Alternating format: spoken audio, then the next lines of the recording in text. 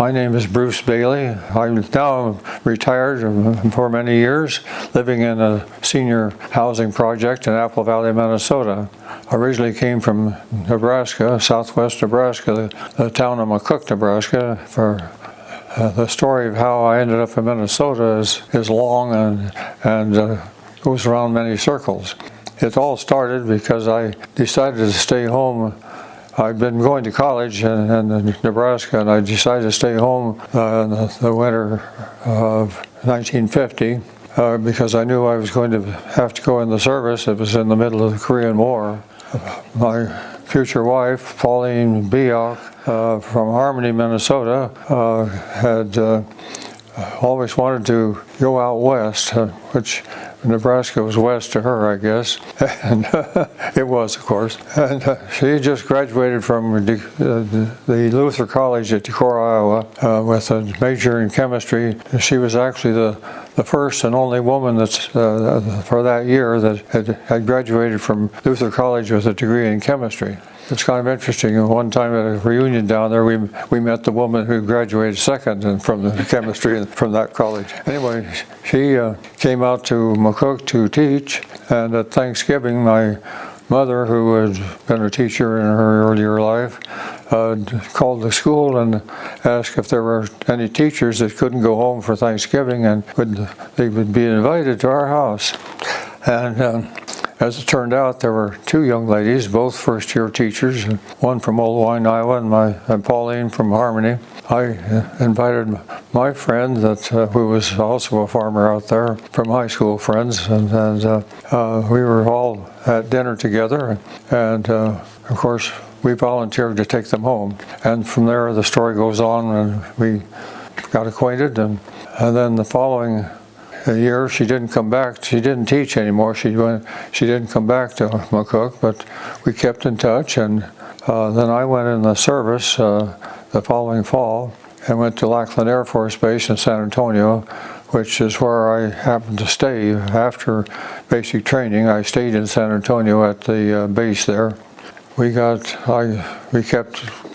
in touch all the time, and we got married then the following year in 1953, actually on Easter Sunday of 1953.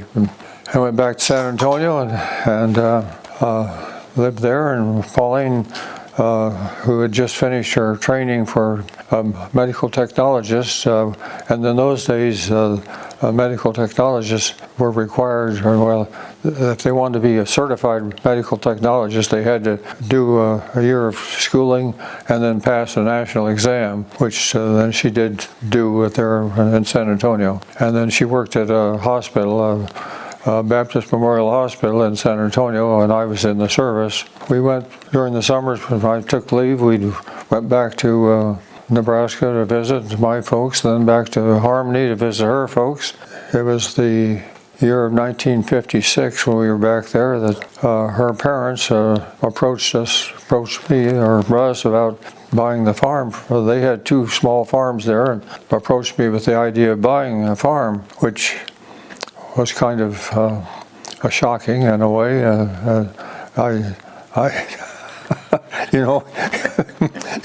It's just something gets thrown at you. You don't really know how to react. But I had always thought I'd go back to Nebraska. But the idea had several reasons for acceptance, and so we did.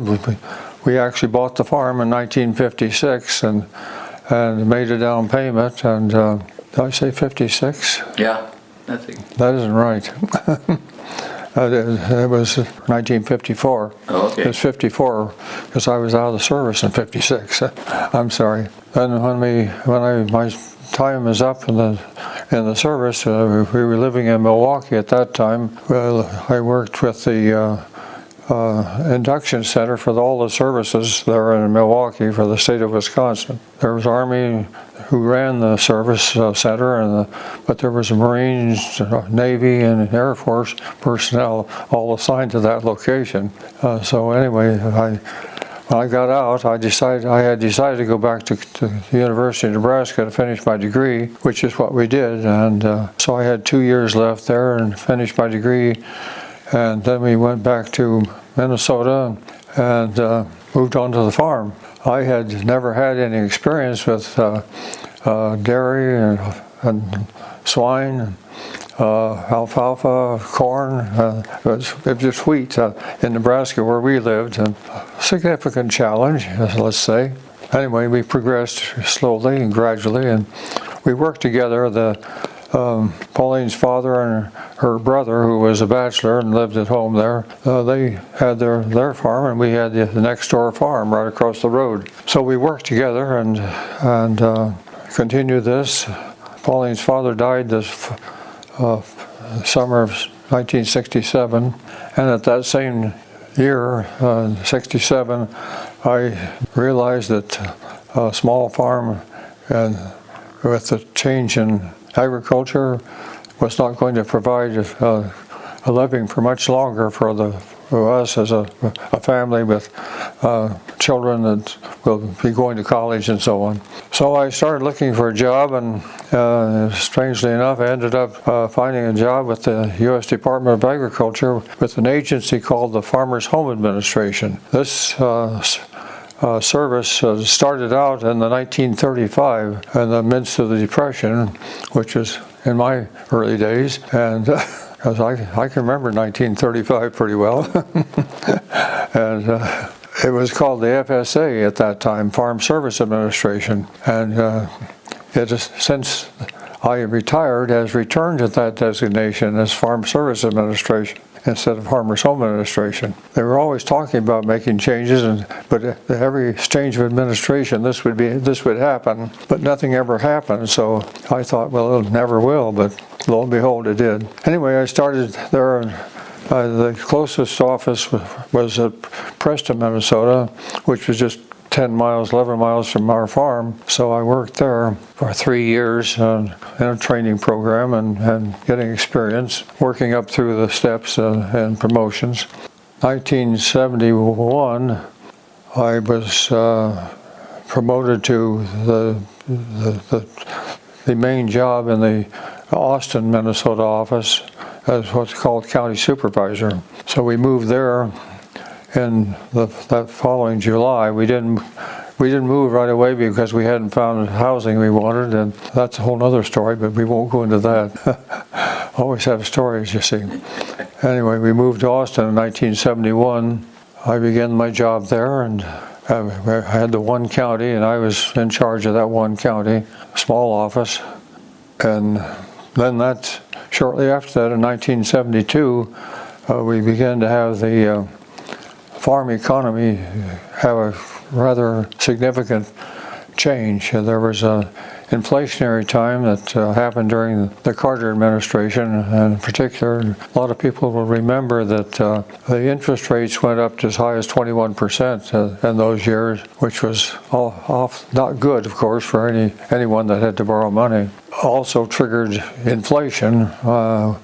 Price of farmland started going up, somewhat similar to what's been happening recently, and it makes you wonder if what's going to happen next. But we were making loans rapidly, and the other agencies like Federal Land Bank and Production Credit Association and banks are all going ahead because inflation and the farm real estate was going up in value, and so the farmers that wanted to borrow money had equity, and it seemed like a good idea because they needed to expand. That was the real reason behind this whole thing. That with inflation you had to make more money or spend less money, and most of them didn't. A lot of them couldn't spend less, so they had to try to make more, and we were making loans to beginning and established farmers.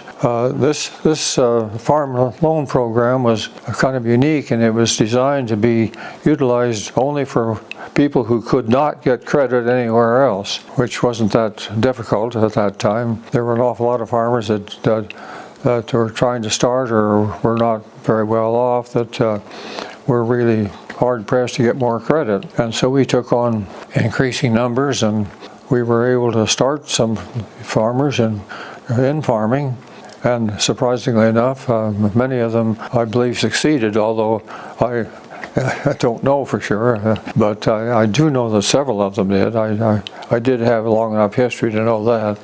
Real estate values were really increasing rather rapidly at that time. It was kind of a joke that one of my cohorts in the Federal Land Bank said one day, he said, well, one thing is good about it. When we made an appraisal today, and next month we can raise it, and we still look all right.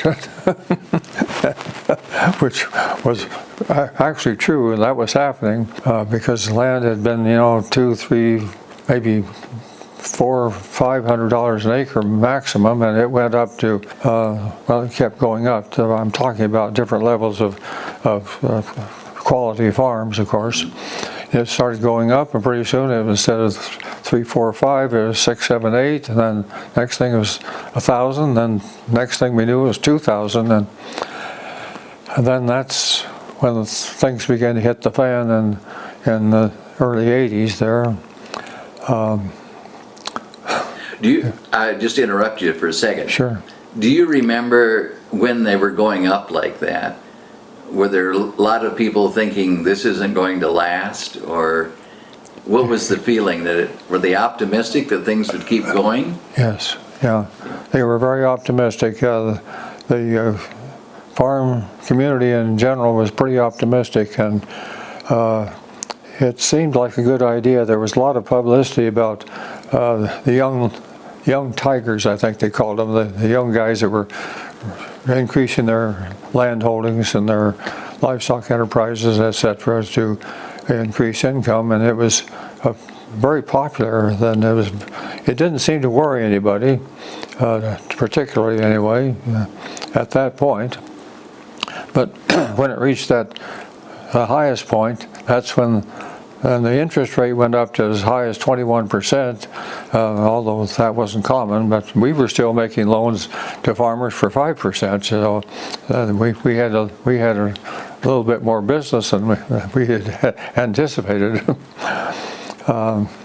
So then in the 80s, the other thing that happened was that the real driver for this was the increase in commodity prices. Corn and soybeans both went up very rapidly. Farmers they doubled like it has been here recently again, and they were doing pretty well for the most part. The problem was that there were some that they tried to increase their operation, more livestock, more land, more debt. It wasn't in the cards for them. So then we began to have failures. That's when it all went down the river, so to speak. Then we went through that 80s period where, I don't know, I think it was all over the nation, but here in Minnesota was what I recall the most. We had tractor cage, they called them, and Minnesota was divided, of course, into rather distinct climates and the countryside in a way. The northwest part of the state was the Red River Valley. That's in a way it's kind of a nice farming country, but the whole problem is that it's a very short growing season, and they weren't the best farms. But when prices were up, they too were doing all right. But then when prices, then the next thing that happened was the prices dropped.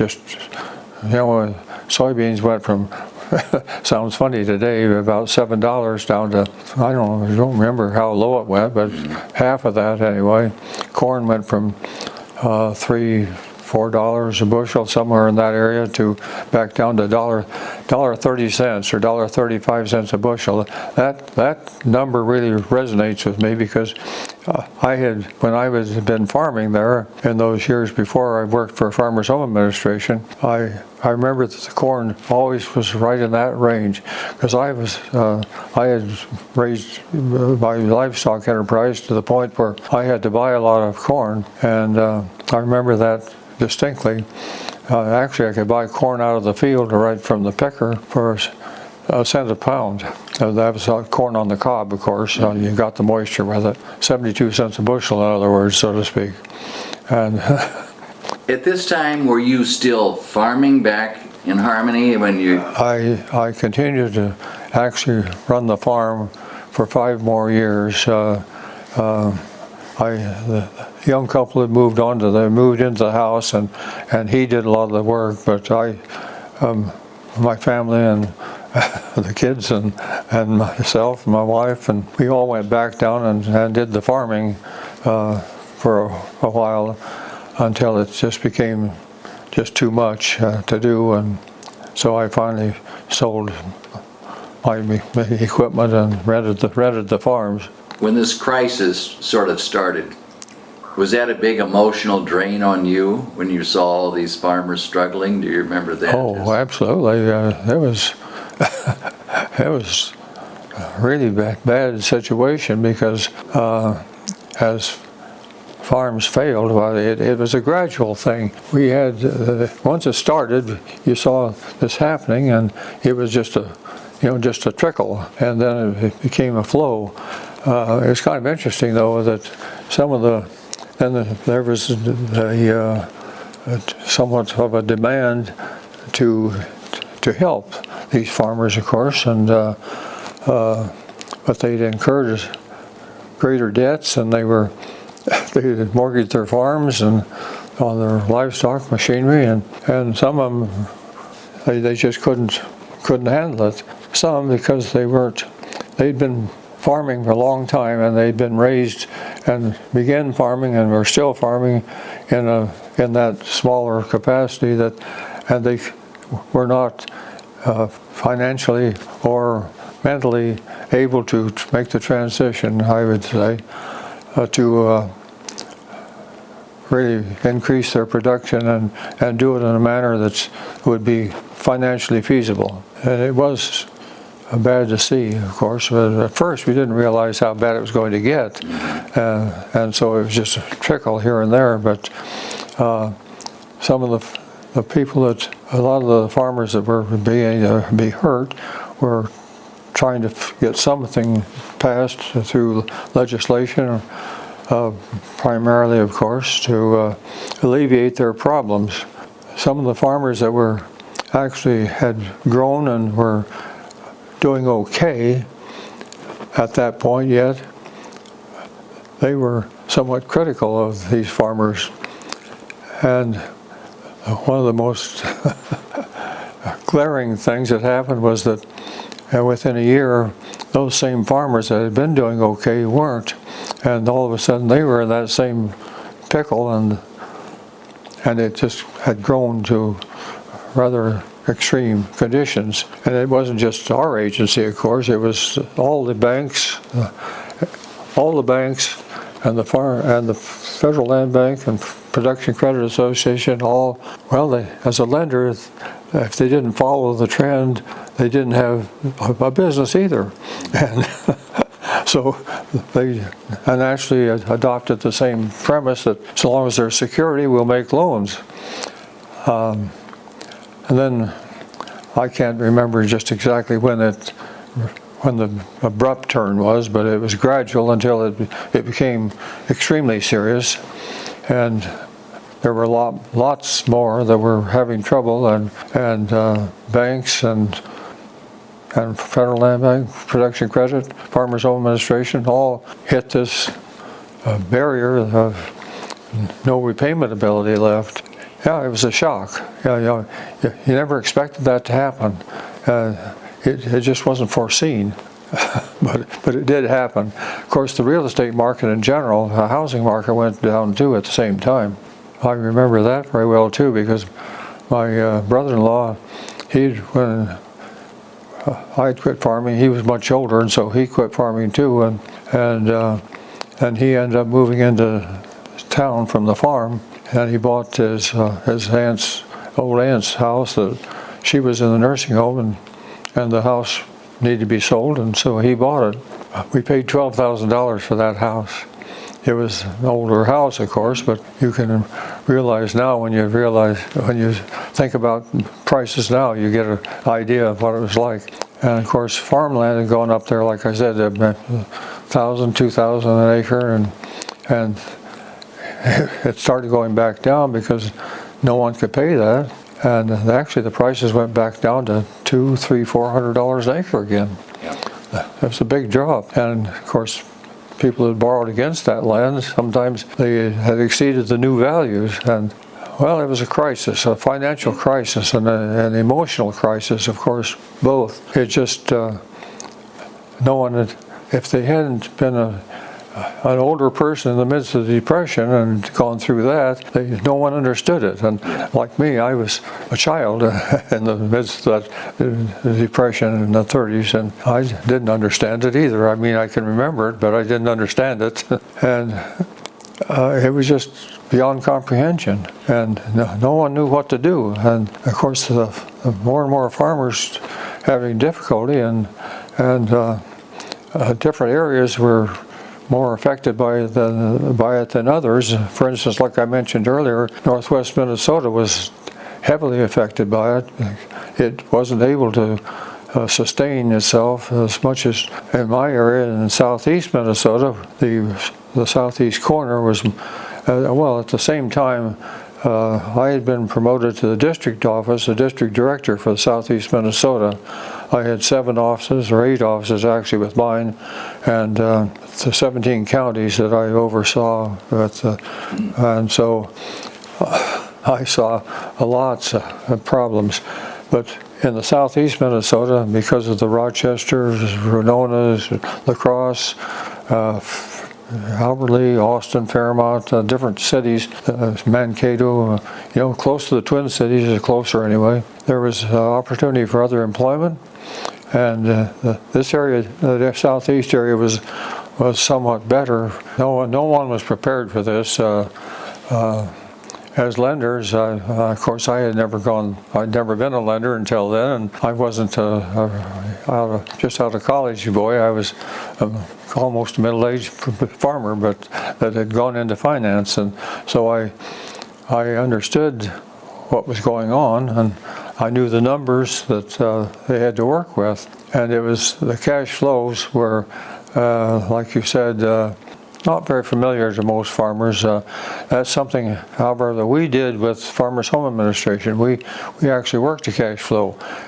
And being fair about it, though, I suspect that the farmers that we dealt with didn't understand what we were doing a lot of times, because perhaps we didn't explain it well enough, or they didn't even want to know. And that, I wouldn't be surprised at that. Cash flow became all important, and those farmers that were failing, they were flailing, to make fun a bit, and they were looking for, anyway, how can we do? Who's going to do what? And they looked at politics, they looked at the banking industry, they looked at the federal lenders, all the lenders that are involved in farming were being affected by this. And actually, of course, the housing market for towns was very poor too at that time. So everyone was affected by the more than just the farmers. So it was a real catastrophe overall. Of course, as time went on, they became desperate, and they realized that they had to look to legislation to fix things. Congress, in all their wisdom, were not necessarily amenable to making the changes that need to be done, because they didn't know either what to do. They passed legislation that was supposed to help, and it wouldn't, and they never, I don't know that they ever asked the people that were in lending if that would work, but I don't know. It didn't anyway, and so it became very difficult to deal with these people. They were angry, they were scared, they were, it was terrible. Their livelihood was gone, and they just didn't know what to do, because there wasn't anything they could do. Was the problem. They began to default on their loans, and the banks and all the other creditors were, well, what do we do too? Well, we have to foreclose. Well, naturally, that didn't go over very well. You can go back to the 30s, and I believe there was something like that then in the 1930s even, but this was my era, and I remember it only too well. Next thing we knew, doubly frightening, because some of these, they had the upper echelons had pushed to make loans, they had to make this thing look good. And then when it began to tumble, why, the guys that they'd pushed to make the loans became the victims somewhat. Fortunately, the Farmers Home Administration didn't do that. That was one good thing about being a government employee. But Federal Land Bank and Production Credit and some banks I know did. It wasn't wholesale by any means, but it was there. I knew some that it did affect that they shouldn't have. And they just, if they didn't lose their jobs, some of them got moved to different locations, and then the banks started to fail. And I remember talking to at least one banker that had failed, and he was telling us about it. I don't know why, but he was, and they had put him in a straitjacket. He was just told, raise the money to take care of yourself, or we're going to close you down. Well, they closed him down, and the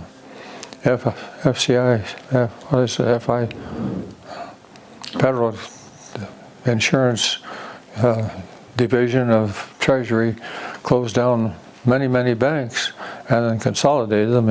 I had a banker friend that lost his job there, and he ended up working for the federal employees to close banks. It was wholesale. It was just bloody. We kept trying to do workarounds, do this, do that, but nothing really worked. And then Congress, they would pass another legislation that was supposed to fix this. I remember one time they called all of us district directors in Washington, D.C. to a meeting for this new program. And the first day, middle of the day, I don't remember what time, someone came in and walked up to the podium, and they were having a whispered conversation, and when they'd finished, they told us, well, this isn't going to happen, so you can go home. That's really happened. I'm sure that anyone that lived through that was a legislator, he would not like to hear that, but that's what happened. I was there. And that was just one of the times. It went on like this. They were always trying to fix it. Livestock, when I was farming, I remember getting 11, 12 cents a pound for hogs and 22, 24 cents for cattle, and $1.30 for corn. I fed all mine, but that's what it was worth. And we didn't raise soybeans down there in that corner of the state at that time like they do now. So I didn't have any experience with those at all. Heavily livestock in that area at that time, very heavily. Lots of little dairy farms. Some of those, it was interesting. They maybe milk 12 cows, maybe 20 cows or something like that, and they're making a living. It wasn't happening. And I remember I made a loan for a farmer to expand to something like 80 cows, and and the concept of dealing with a smaller farmer, that didn't meet the state office requirements very well, and I remember I went through a lot of argument. I finally convinced them to do it, but I didn't know whether they were going to or not. That was not our target audience, but our target audience was basically didn't exist anymore, and it needed to move up, but it wasn't. Mine moved slowly too, and it just didn't work. Ran into all kinds of problems. A lot of lawsuits. Well, the other thing that happened was that farmers that had really reached the bottom of the barrel started going into bankruptcy. And of course, at first, that was, no one wanted to do that. And we didn't think it was a good idea either at first, but tried to just roughly rough out how much money we would probably lose nationwide through Farmers Home Administration before it was all over. And I actually calculated it to be $10 billion. And eventually, that's just about what it was. It was really amazing. And I saw banks, I knew farmers that I dealt with that also were dealing with banks. Some banks wrote off $500,000 or more just wrote it off because there's no way to get it. I'm cautiously, I was going to say cautiously pessimistic, but you shouldn't say that, should you? I went through that time, and I realized that things are different now, but I really, I get the Successful Farming magazine, and I do devour that, and I try to keep up a little bit, but my interest has lagged considerably, and I really don't keep up on it. But from what I read and understand, and this is different. I don't hear about farmers going broke now, and despite everything, they aren't. There is a reckoning, I think. I just don't know what form it's going to take. But it's crops more than anything else, I think. But if you don't have, if you have failure in one area and it spreads, well, how far does it go? You know, the tariffs are, how far will that go?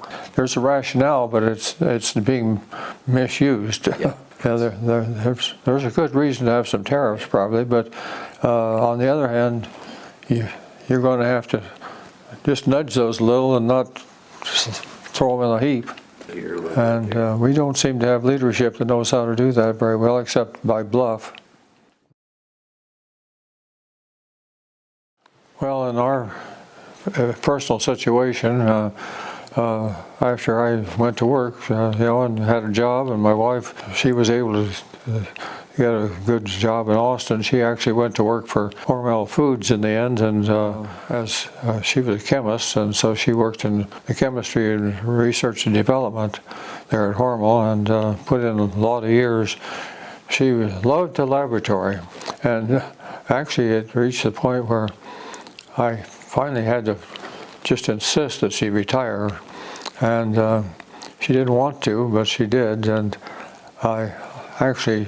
she worked until she was 82 years old, and I had begun to notice that there might be a touch of dementia, and I knew she shouldn't be doing what she was doing, and so I finally got her to retire, and then of course she did have dementia, but it took, well, I don't know, let's see, I was trying to think. She retired in 2010, she died in 2024, and her last 4 or 5 years were not too good. I took care of her until the last few months.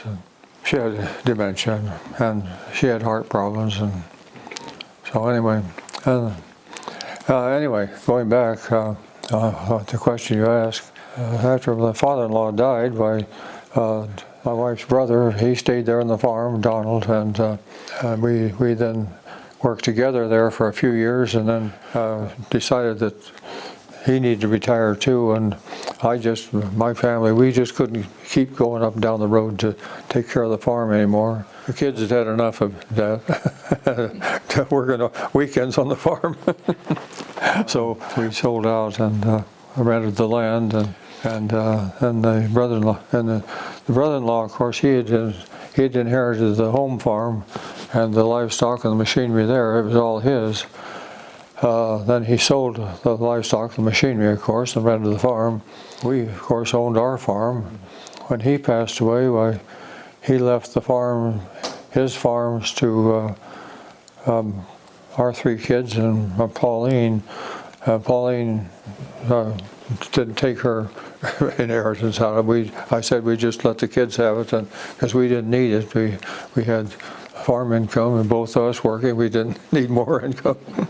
And so that's what happened. And the 3 kids got their uncle's farm, and then